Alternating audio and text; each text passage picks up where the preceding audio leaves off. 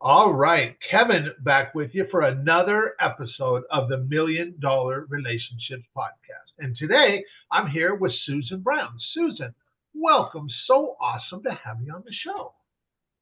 Thank you. And thank you for having me. And I just want to give a shout out to you and to all your listeners. Y'all need to subscribe to everything Kevin has. He's here to serve you and bring you to all the best of the best knowledge. So follow him on all his platforms, listen and subscribe, and pay attention to him because he has your best interest at heart. So thank Well, you. yeah, thanks. And I tell you, I want to start off by giving a shout out to Jessica and the folks over at the podcast guest platform because Yes. if not for them and the work that they are doing, I'll tell you, you and I probably would have never met, Susan. And Yeah. Jessica and I have become. You know what? I've never met her in person, but boy, it's like she just shows up regular for me, and it's like just she kind of she just likes what we're doing with the podcast. And so she reaches out, I don't know, probably 3, 4 times a month going, hey, Kev, I think so and so would be a great person for you to interview for your podcast. And I'll just go check out their profile on the podcast guest platform, and that's how I met you and reached out to you that way. And I'll tell you, Jessica is batting 100. I don't know how many people she's suggested to me, but she has not steered me wrong once, not once. Well, And isn't that ironic? That sounds very familiar in what you do, Kevin. She's connecting people to you. I see a connection here of how she works and how you work. Maybe you've had a rub-off effect on her. Yeah, maybe. And I'll tell you, like I said, I'm incredibly grateful and appreciative of Jessica, and of course, when you connect with somebody like yourself through that way or through that medium of somebody that you already have a mutual appreciation for, and you just really love who they are. It That first connection that we had, that first conversation we had, Susan, we were talking like we'd been friends for years, Oh, yes. It was crazy. It was meant to be. Yes, Yeah, absolutely. yeah. And so I'm really looking forward to this conversation today. And I just kind of want to start by turning it over to you and give you the opportunity to share, a little bit about what you do, who you serve, what inspires you most about the work you do and the impact you guys are making. And let's start there, Susan. What a good question. I think I'm going to switch up the answer and go first with the thing that inspires me most is I Okay. am full on addicted to transformation. I just am because I know who I used to be, and we don't need to live in the past, but we need to be able to point to it to see how amazing it is where you are now. And like in every aspect of my life, whether it's us taking an ugly house and turning it into beautiful and flipping houses, or taking a blank page and writing a book, or completely reinventing myself from somebody who used to attempt suicide and have self hatred to just being full blown, bridled, full of joy that's exploding. I just think transformation is the most incredible thing. And I'm so sold out addicted to it. And so that's what kind of drives me in every area of my life. Wow. And so I'm Very sorry, I cool. kind of put that out of order how you asked. Yeah. Yeah. That's all right. That's all right. So, But okay. yeah, and no, you go ahead, go. Well, no, I was going to say you continue on. And so how do I mean, so that's a big part of the work that you do. And Mhm. it's interesting is that I look at what I get to do today, and I mean, even if we just go back 2.5 years to the time that I launched this podcast, when quite candidly at the time, hosting a podcast was not even on my radar, not one bit, not at all. But a good friend of mine, Brad Costanzo, he had been a podcast host for about 10 years. He's got a podcast called Bacon Wrap Business, and we were at lunch one day, and you can tell just by the name of his podcast, he's a laid back, easygoing, fun guy. And he's also an absolutely brilliant business strategist. And he was really telling me why he felt that I should host a podcast. And he's walking me through it, and I'm like, man, I say, this is resonating. And by the time we were done with lunch, I was like, I got to go home and experience this. I'm going to go home and I'm going to reach out to some entrepreneur friends of mine, and I'm just going to ask them, hey, would you be open to hopping on Zoom with me? I just want to have a conversation with you and talk about the most valuable people, the most valuable relationships in your life. And so I reached out to some people. They agreed, and here we are now. I think we just released our 251st or 52nd episode. We're 2.5 years in, and I am absolutely blown away. I mean, you talk about transformations. I mean, it wasn't like life was bad before. Life was good before, but man, it's amazing now. And hosting this podcast has opened up so many things that I never even could have possibly imagined when I started. You know. And all because somebody saw something in you didn't see in yourself. Exactly. Yeah. Exactly. And that's point to the coaching and mentorship, right? And how it's so important to be surrounded by people who like you either admire or want to be like, or you fully trust their judgment with your deepest secrets, because you want to be careful who you share your big dreams with, because if you're in a room where people are going to laugh, you're in the wrong room, you Yeah. know? Yeah. And man, I tell you what, nothing kills dreams quicker than fear and oppression and just belief. And so you got to be with those people. So that guy knew he could tell this to you and you would receive it even if you didn't understand it because you trusted his judgment, right? So yeah, it's so powerful and speaks of those relationships that you like to talk about and often tell people. I think the whole world, and I go toe to toe all day long with anybody about this, hinges on two things, and that's relationships and perspective. And when those two things change and you can commit to constantly changing them, you're just going to be always transforming, always up leveling in a beautiful, peaceful way. Yeah. Yeah. Yeah. Yeah. Wow. Yeah, that's really powerful. So, give me an example. You have to talk about names or anything like that, but give me an example of somebody that through your work you have been able to help transform their life or their business, and just something that you're just like extremely proud of them and the impact that you guys got to have together. Yeah, sure. Okay, so probably one of my favorite things to watch people break through is something that every entrepreneur at some point has dealt with, and I know I have.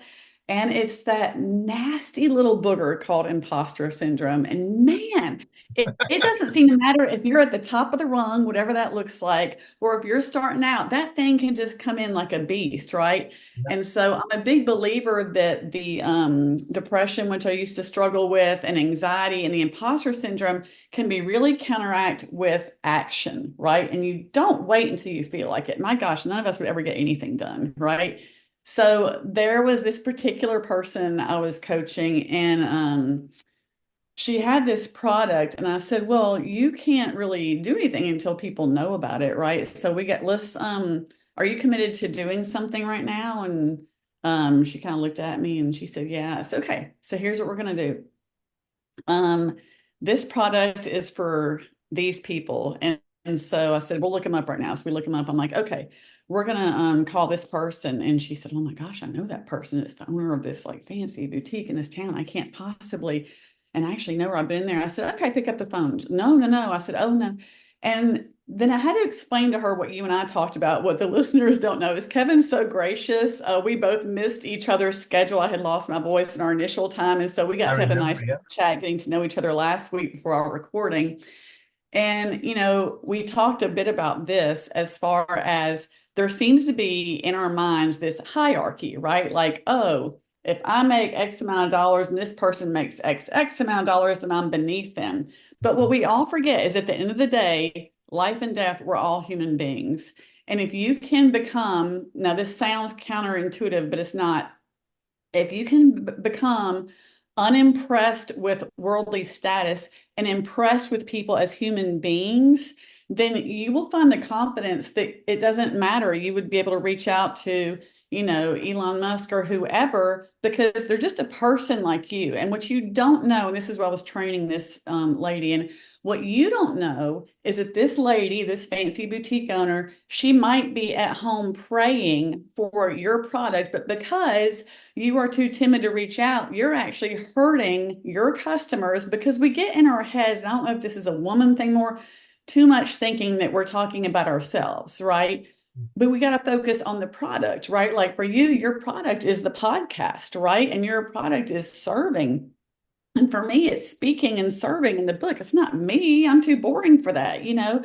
So when we can detach from ourselves, and so we had this breakthrough moment where, and I was like, now pick up the phone. And she's like, well, what am I going to say? And I said, okay, so we do this. And we walked through something, and I had her role play with me. And I gave her a couple different options of me saying no and how she handles that, and how then you say, great, okay, is there a time I can call you back? A no is never a no, right? It's just maybe a lack of understanding, or it's a not right now, or it's a let me look into it later. I've got things going on. But anyway, so she was able to make the phone call. And of all things, this lady said, I cannot believe you called me. I just found out you make these things, and I was actually going to reach out and ask if you would put them in my shop. Wow. Wow. So literally the first thing I told her was true, right? Is that this person might be looking for you, but they don't know it's you because they don't know you make the product because you're not talking about the product. Yeah. So I think the biggest thing is just that breakthrough. Again, knowing that you can be passionate about your business and that doesn't make you an egomaniac, Yeah. right? Totally. And in Totally. fact, I'll share with you what you and I talked about in private too. And this is something that I shared with Kevin, that one of my um, high price mentors shared with me that blew my mind. And we were in this like mastermind group, and he said, it is actually quite arrogant of you to not market your business. And everybody kind of like, huh? You could hear this big like collective gasp, and we're looking at each other like, what, are we all like egomaniacs? What's happening? And so everybody's quiet, and we're all leaning in, like, where is this going? And he says, if you are not marketing your product, then you're just assuming everybody must know about you. And like, just sit with that for a minute and think about it. It's quite humbling. And then you go, crap, I got to get out there and talk about my thing, not because it's my thing, not because how somehow I'm God's gift to the planet, but because I know this thing works and I know this thing can serve people. And, my husband used to be in the restaurant business, and he would go in some of these restaurants that, like, Top Chef Bravo cook off, the cook offs, the cooks won and stuff like that. And he would come home. This is when we lived in the Atlanta area, and he would say, babe, I just ate at the most fabulous restaurant that would blow these fancy ones away, and they'll never make it. And I'm like, oh my gosh, why would you say that? Don't He goes, they'll never make it. And I'm like, why? He said, because they're not willing to put a dollar in marketing. He goes, you can have the best thing out there, but if nobody knows about it, it doesn't matter. So I think, for people that might struggle with that imposter, change the word marketing and just call it messaging. You're messaging your people. How can they possibly find you? How can you serve them if you're not talking about it, right? And you're Yeah. talking about the it. If somebody, like you and I had the conversation, if like your wife were to be like, oh, Susan, I love your earrings, I'd be like, oh, great, I got them on the Amazon, or I got them. I could tell her all day long, right, about all my little outfit pieces that she liked. How often do y'all hear women get compliments? Oh, I love your earrings. And what do we do right away? Oh, I got it from such and such, right? Yeah. Well, Yeah. we're marketing for that product because we're Totally. excited about it. It's Yeah. no different, Yeah. right? That's Yeah. why Kevin can talk about his podcast. Y'all listen to me. Kevin is not an egomaniac because he's talking about his podcast. He's assuming you don't know who he is. He's assuming that you need to hear about it. He knows it's a good product. So he's like, hey, I got to talk about it, right? So I think it's really fascinating because we've been programmed with this kind of mentality to like think small, or, oh, if you talk about your business, you're a narcissist. But in fact, I really fully align and agree with my mentor that says that's actually, you're kind of an egomaniac if you don't market. You're just assuming people know about you. How would they know about you? There's billions of people in the world. That's You got right. to get out there. And so it was a really breakthrough. And it's funny because of all the different breakthroughs, that one just sticks so strong in me because she was just playing so small and so clinging to that belief that she couldn't. And with one phone call, boom. And then now she's partnering with an international organization, and now she's getting her product into other places. And so all because that one belief we were able to shift.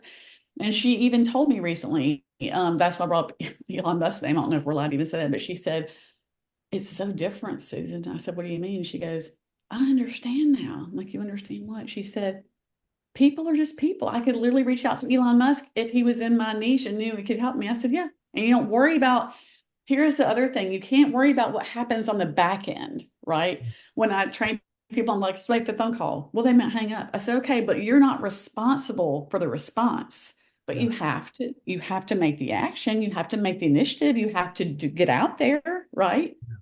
Yeah. Like you said, how would you and I have met? You can't just be like telepathically, "Hey, Susan Brown, who we've never met." Like, you know, this Yeah. lady reached out to you. You were like, "Hey, she looks like she's in line with me. Let me reach out to her." And now all of a sudden, you and I are in each other's worlds Yeah. because you took the initiative, So that's, I know it seems like a small thing, but that was such a huge moment that I still remember because now she's out there doing things on her own, so we can go into a higher level of coaching and not deal with those things in our coaching. Now we do bigger things. Does that Yeah. make sense? Totally. Because this Totally. big breakthrough in something that I knew was small for her, but the moment to her it was big, and now it's just opened up all kinds of doors. Yeah. So Yeah. Wow. That's huge. That's huge. And I can totally relate to every bit of what that whole imposter syndrome thing and putting people oh, on a pedestal because of their financial status or what have you. And I mean, I totally used to do that. And now I've just come to realize by talking with so many entrepreneurs over the years that the more successful an entrepreneur gets, the smaller their mhm. circle becomes of people that they can truly trust and confide in. Yeah, And for me, just showing up the way I do and the way I always have is just being there to just be supportive and helpful if I can and all of that. That now in so many of these entrepreneurs' lives, I get to hold that spot of being the conduit of trust for them. They just know that anybody that I would recommend they talk to, it goes right to the front of the line. They'll take the call because they just know that I would never bring anybody into their life if I thought for 1 second it would damage the relationship I already have with them. And they just know that. And right. so, Well, because you're coming what from a heart of service, right? yeah, Like you and I yeah, talked about before the call is when, and everybody's been there with the imposter. And then when people are starting off, it's like, "Oh, I need the money," or "I need this connection. I need this." And when you come at things needy, people can feel it and it is totally. icky. Yeah, And you can't fake coming at it from a heart of service because people can read through that too. And so I think just remembering that at the end of the day, like you and I both have skin, right? If we cut, we're both going to bleed blood. Like we both have people that we love in our lives.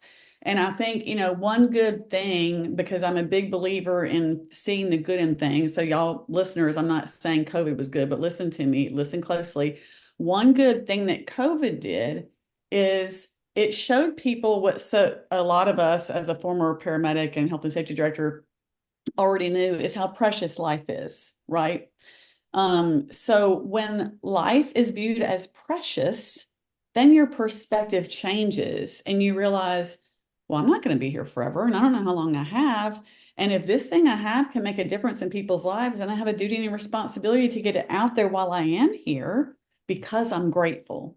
If you come from a perspective of gratitude and if I come to you not wanting or needing anything and just wanting to give you something, then that will resonate and people will see. And guess what? Just like the phone calls, it doesn't matter. People are going to go, "Oh, we'll all be taken advantage of." Maybe, but that has nothing to do with you, that's right? right. If I That's come at right. you to give you something, Kevin, and to serve you, if I'm like, "Oh my gosh," and I give you whatever the thing is, whether it's a connection, whatever, who cares what you do there on the back end, right? If you end up talking about me behind my back, and listeners, listen, we're never going to do this. We're giving examples, so we're not bringing up other people's names, right?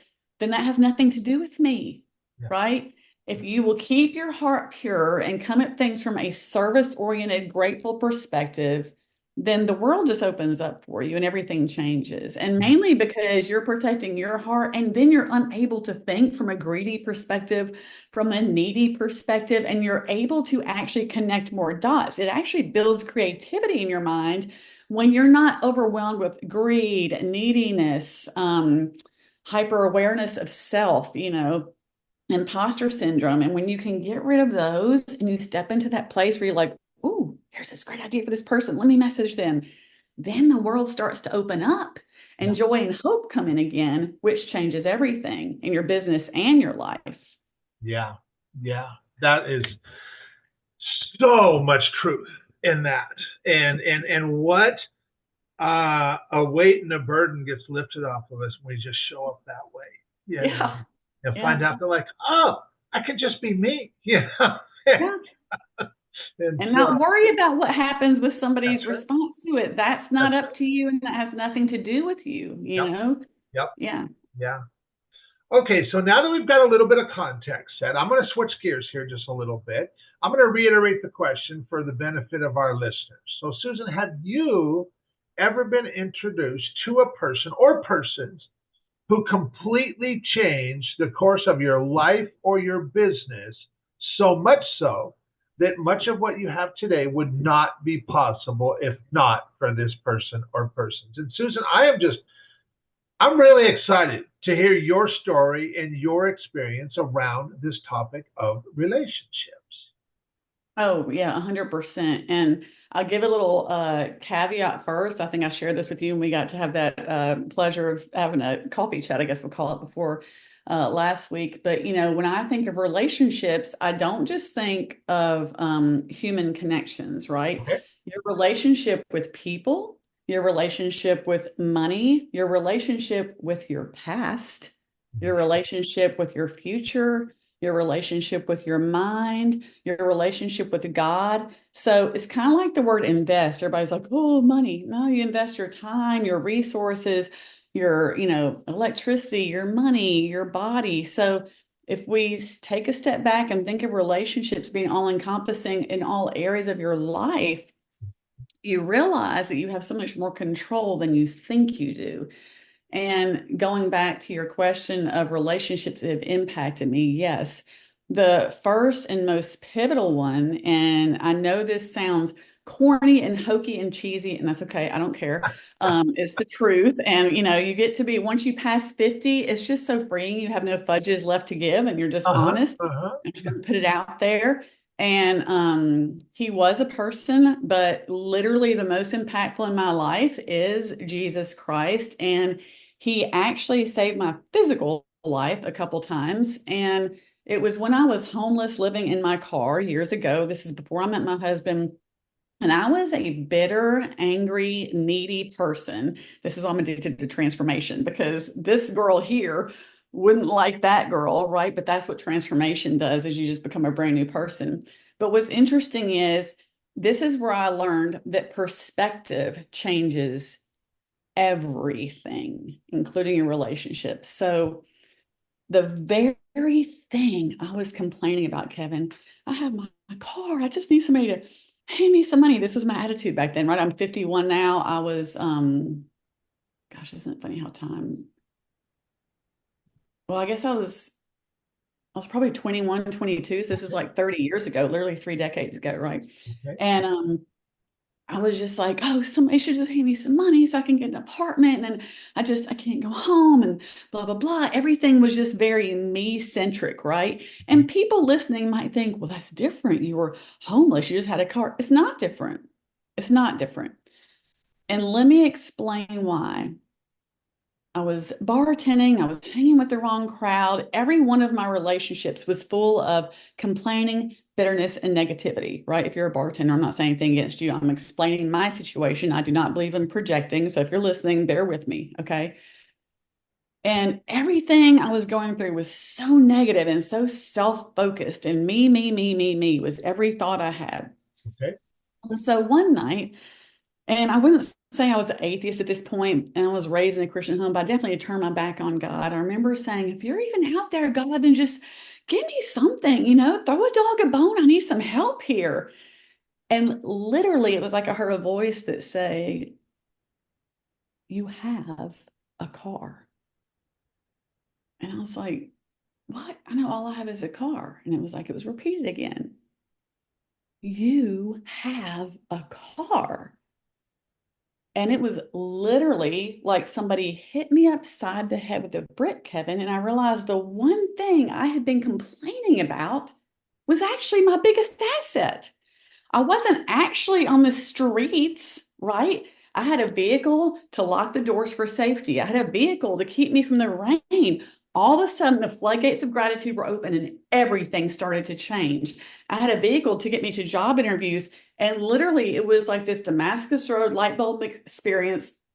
I showed up to my bartending gig that night. I said, "Hey, I understand if you need 2 weeks, but I really need to quit my job. Something has changed." And he was like, "No worries if you need to work this shift." And I was like, "Perfect." I worked that shift. I quit. I didn't have any other jobs yet. I stopped talking to the negative friends who were doing all the wrong things in their life. And even though I wasn't doing those things, I was around them. And it is like a cancer, it will affect you whether you realize it or not. And then I went and got 3 jobs, and I decided, you know what I'm going to do? I'm just going to eat one meal a day. I mean, I was a single girl. I was 21. I can eat lunch and I can be okay. And I'll save up every last penny and I'll, get my own place. So literally my entire perspective changed. Sometimes, and I want to be really careful when I say this, listeners, because I'm not saying if you're in an abusive relationship or anything like that, just hear me. Sometimes the very thing you're complaining about, the very thing that you're so obsessed with and so angry about, could literally be your biggest asset. Yeah. Yeah. It really can. And if it's not your biggest asset now, I promise you, and everybody has heard this, but you need to hear it like you've never heard before. Literally, what you're going through can become somebody else's survival guide. Okay. If you can't see it as an asset yet, if it's not a light bulb moment, then just remember, if you're still, and I put this in my book, Bite Size Inspiration, if you're still in the building phase, then guess what? You're still proving yourself a builder. You don't have to have arrived at something, because all of a sudden I knew when I was homeless living in my car, I was a different person. And I started to see myself as a CEO. I started to see myself as the person I am now at 51. And I knew that I couldn't tell that to anybody, right? Because I didn't want any small minds telling me, "No, you're not. Look at your," I knew who I was. I had already changed. It had all changed up here. And I just had the work to go from there to here, but I knew I was different. It was literally changing. So I'm super, super passionate about mindset. And that was where Jesus met me, homeless living in my car. And I tell people now it was the best thing that ever happened to me. And it's just, yeah, such a testament. I tell people I'm like a tough nut to crack. God was like, "Hello, are you listening, Susan?" And apparently I was not. And so, he had to get my attention. Another person that changed my life is my mom. At the very young age of, she was 58. She had just gotten done beating ovarian cancer she wasn't supposed to beat. And there was a car wreck on a just slick road on Christmas Day, 2005, on the way to church on Noah's Ark Road, if that isn't providential enough for you. And in the blink of an eye, she went from a cancer surviving triathlete to a C1 quadriplegic in the blink of an eye at the very young age of 58. And I became her full-time caregiver. We didn't even know if she would live or die. She was life flighted and crashed 3 times en route. And there was a big, long story behind it, longer than we have for this podcast. But she lived almost 10 years to the day, is the exact same entry Christopher Reeve had. And for those of y'all listening, our C3 controls our breathing. There is nothing higher than your C1 but your brainstem. So she literally, at the age of 58, could never move anything else again for the rest of her life. She was vent dependent. She had a colostomy, a suprapubic catheter, all the things. Her care was literally 24/7, life and death. And it was not pretty. Anybody who's listening who's been a caregiver or even a caregiverpreneur, I've met many people who are entrepreneurs and they're caregiving. Caregiving is a bit like hiding in the shadows and believing that there's nothing left and no hope. So it was a bit like living in my car again, but it actually felt worse. I knew I was either going to die while I was her caregiver, or she would die on my watch and I would never be able to live with that. So there was all this very, very, very, very, very heavy pressure. But I remember watching her lying there, and we would bare her naked as we washed her, pack her wound because they had to cut her from chest all the way to groin Christmas Day to put her organs back in place to save her life. And there was just all this necessary care that was so consuming. It took hours and hours. And I remember like watching her watch me cry. And in the early days, weeks, and months, it was, literally a 9/11 moment, but more intimate. And it was for our family. And I literally would just stand there. And as I would be doing her care, it was just tears and snot. And I would have to blow my nose. And it was just, the grief was overwhelming. But by God's grace, I didn't have a choice to sit in it, because she would have died. Like, her care was just that extreme. So I just learned so much about resilience watching her. And there was a lot of dark times, but to think, here I am, 51, almost 52, and my mom was just 58 when the wreck happened, and she went home to be with Jesus at 68. And I think, I don't know how you survive something like that. And she and I had a talk one time, and she told me, she said, well, Suze, because my husband and I went through some marriage troubles early on in our marriage. And it wasn't infidelity or anything like that. But she once told me, as she was laying there paralyzed, she's like, well, I said, Mom, I I just can't reckon with this. I don't know how you do it. Like, every time I look at you, I'm broken and I'm wrecked. And I don't know how, like, you are doing this. And she looked at me and she said, well, Suze, I don't know how you did it with you and Todd when y'all had your marriage struggles early on. And I thought, is she kidding? Like, but then she told me something so profound. She said, I don't think any of us know how to get through it. She goes, and we're not supposed to be equipped. If God brings it to you, then he's going to hold you and bring you through it. And she was like, and I think that's the whole point, right? Like, I'm sure, Kevin, you could tell me some of your struggles, and I would just be shocked and say, Kevin, I can't imagine how you did that. And sometimes people are honest, right? And I say back, I don't know how I did either. When I look back and I'm like, we had both of our kids while I was full-time caregiving for my mom. I'm nursing a baby. I'm coughing my mom's ventilator. I'm home alone and I'm crying. I'm like, I'm going to die during this. God help me. And people would say, Susan, I don't know how you did that. And I sometimes go, yeah, I don't know either. Just blatant honesty. I don't know either. But I think that was so pivotal for me, because when we as entrepreneurs and as human beings will again humanize each other, and like we talked about, people that, the more money they make, they feel isolated because people stop being human with each other. If I didn't want anything from my mom, right? I just wanted to serve her. I wanted to keep her alive. And I think that's so different from my time homeless in the car, right? I want this, I need this, give this to me, God, I'm entitled to this. And so I think if we will come at life more like from that, how I was caregiving, like, oh my gosh, what can I do to just jump in and serve you here? Because it is about the genuine relationships that you teach about, Kevin. It's not about the money in the end, because in the end, newsflash, none of us make it out of this life alive, right?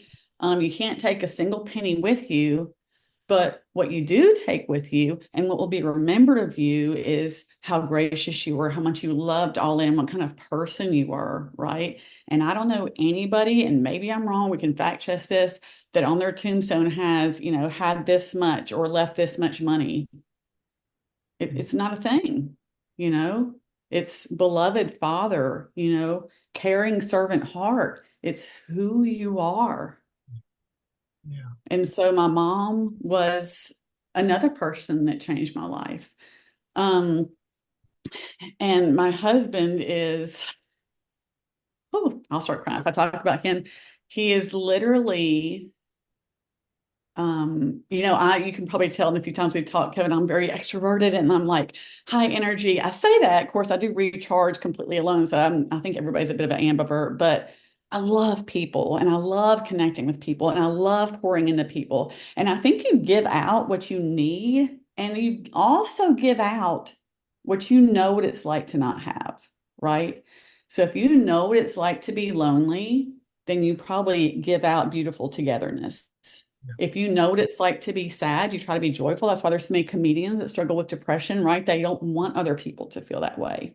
Yeah. So I think if you're in a season of imposter, or you're in a season of struggle or not knowing what to do next, you get around that right mentor and you have somebody be your cheerleader, borrow their energy, borrow their confidence. I tell people all the time, here, borrow mine. I believe in you. And I don't even have to know you to believe in you, because I know what God does and I know the transformation is possible. But going back to my husband, man, this guy is like, he's just a rock. And there's not a single idea I could ever bring to him that he would ever laugh at. When I struggled with severe clinical depression after my fourth miscarriage and moving away from my mom after 7 years of caregiving and just a whole bunch of things, and I was literally in clinical depression on the couch, refused to get up. I was mad at God that I was alive. My husband, like, if it weren't for him, I don't know where we'd be. Like, he was Mr. Mom. He took care of the kids. He ran the household. He, earned them. He's just, sometimes I'm not sure if he's real. Sometimes I think he might be an angel, but he is literally my best friend and my biggest supporter. And we love working together. We also, renovate houses, and I'm about to be coaching him. He wants me to help him launch a website, and he's going to coach men in weight loss, because he recently figured out a way and he lost like 75 pounds. I'm so proud of him. Yeah. But anyway, he's just literally always there. He's such a constant. And to my energy, a lot of people that meet us for the first time, they're like, you and Todd, because he's so calm. Yeah. He's so calm. And but he being that kind of calm thread through all of the chaos and having the calmness to think of things. So for example, during the caregiving years, we would sit down. I would sit down with one of Mom's friends who was a nurse, and we would sit down 4 times a day, and we'd take out all of Mom's pill bottles and the sheet, and we would get every pill out. And because she couldn't swallow, we would open the capsules. We would crush in a magic bullet the hard ones, the tablets, and we would put it through her feeding tube. 4 times a day, we would do that. Okay.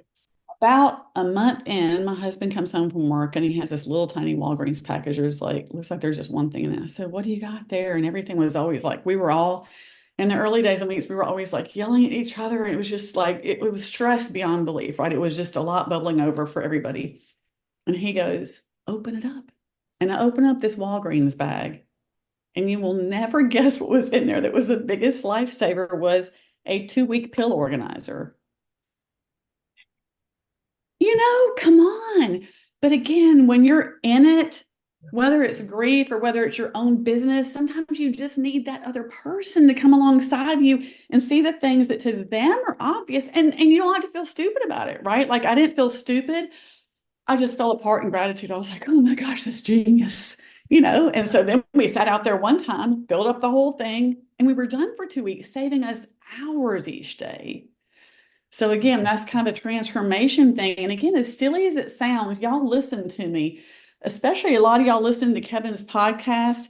Sometimes as high level entrepreneurs, y'all know this. The more you pay to be in a mastermind, what happens? The answers you're looking for are the simple things, right? That we forgot, because we do have to get wrapped up in the high level processes and the things. You don't have to feel stupid. Just be grateful. And I think you get to that point, you're like, oh my gosh, yeah, I forgot that. And you don't give don't give yourself permission to feel stupid. Give yourself permission to be grateful, because I would have never, in my position as a caregiver, having been a paramedic at that point, a health and safety director, being an organizational guru, I wouldn't have thought of that, because the grief was It just blinding. wasn't on your radar. Yeah. Yeah. So, but he's always just been the calm, and I think my life would be out of control without him. I know it would be. And then my last person I have to share about with is my oldest daughter. She actually saved my life. There was a time in my third miscarriage that, anyway, long story short, we had a blood clot grow so big that killed the baby, and we had a DNC to get everything out. And that's like an operating procedure for anybody listening doesn't know. And so afterwards, I felt really weird. And I was like, what am I doing? And my kids were little. I think my oldest one had just turned 5, and my other daughter is 22 months younger than her, so she's 3. And I remember thinking, maybe I should go upstairs to the bathroom and take them with me. And I passed out on the floor, And I woke up and I remember seeing Mary Evelyn, my oldest, there. And I said, "Where's Bella?" She said, "She's right here, Mommy." And she puts her arm and I see them. And I remember thinking, okay, God, just my only prayer is don't let me die in front of them. In that moment, I was unafraid to die and just let them be downstairs answering the door to a neighbor or let Todd have come home. Please don't let this be their legacy. Please don't let me die in front of my children if I am to die. And if I am to live, I promise I will tell everybody about you. And I will be sharing all of the transformation and all the secrets you've given me of how to prepare your family so that nobody has to go through things like this. So, and then that was the last thought I had, obviously. Mhm. I made it. So newsflash. But I only asked my husband recently. It's funny because somebody asked me when I was sharing the story, they said, "Well, what did she say in the phone call to Todd?" And I go, "Oh my gosh, I've never actually even asked him that." And he said that she called him and said, "Daddy, Mommy's on the floor." Or Mommy's asleep. And he says, "Mommy in the bed?" "No, Mommy's on the floor. She's not moving." And so he made the 20-minute drive from where he was in like 7 minutes. And he said, "Okay, well, just stay on the phone with me." And so he said she was singing to her sister the entire time and didn't move. And then and I think it's just so impactful to who she is. She was, born into caregiving for my mom. Both of my girls were like her miniature caregivers. They learned how to do feeding tubes, they learned how to wash her face, how to help roll her and dress her. And this at a very young age. And so to see my kids be so servant minded is just it's humbling and it's a reminder again of what we keep talking about, commit relationships to serve Yeah. and just don't even care if you get anything because it's genuinely the best thing ever, right? Parents know what makes Christmas so great is the giving, right? If we would just take that and make it infectious into all parts of our life, then all of a sudden you have no ego left in play. All of a sudden you're genuinely excited for life and for business. And when you're like that, it all changes everything. And so those people have, they've all changed my life. And it's funny because you would think it'd be one of my mentors. I've got a lot of great mentors. I've got a lot of great advice. But I think the thing we forget in life too is we're so easily impressed with somebody that has this dollar or this prestige, and we forget to be impressed with the people in our closest circle that see the real us, the good, bad, and the ugly, right? That's right. And to really see how God has used them in moments that has created us to be so pivotal. And I'll share a quick story real quick for you. The other thing about my oldest daughter is a few years ago, we were going to this new church, and at the time I was in that imposter syndrome. I didn't talk about my business. Ooh, that's so icky. Ooh, I would be a narcissist. I wasn't this person now that loves to geek out on helping people be, super successful with that.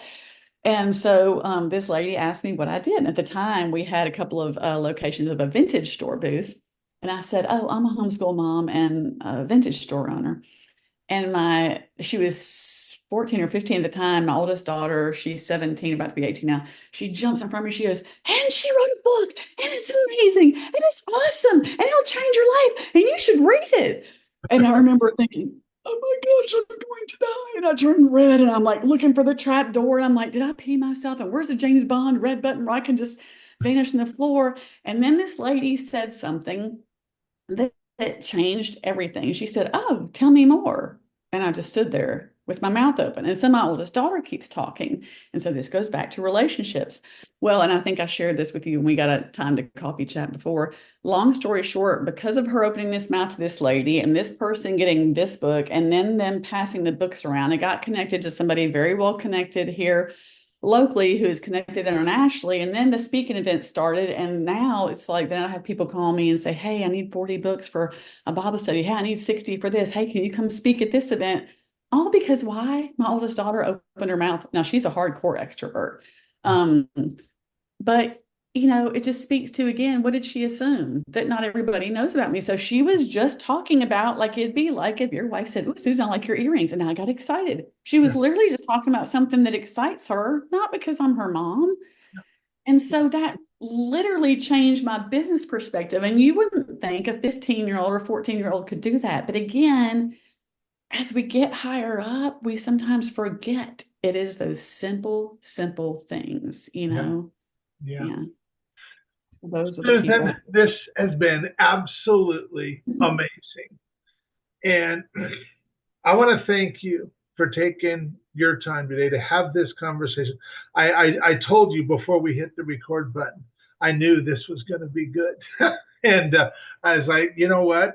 I never try to steer the conversation in any direction. I just want to let it go where it goes because I know that's how we're going to make our biggest impact with this. And I know that there's people listening to this going, oh my gosh, Kevin, I love Susan. I love what she stands for. I love how she shows up. For anybody that would like to get just follow up with you or find any websites, any resources we can share with them with along with the podcast. Oh, so sweet. Thank you. Yeah. And first off, let me just start again by saying y'all be sure you're subscribed to Kevin. Just, follow everything he does. He's got so many amazing people on here. But yes, if you would like to connect with me, you can go to my website at legacygamechangers.com. And my email is hello at legacygamechangers.com. It starts with hello and not Susan because that's how you start a relationship. You just say hello.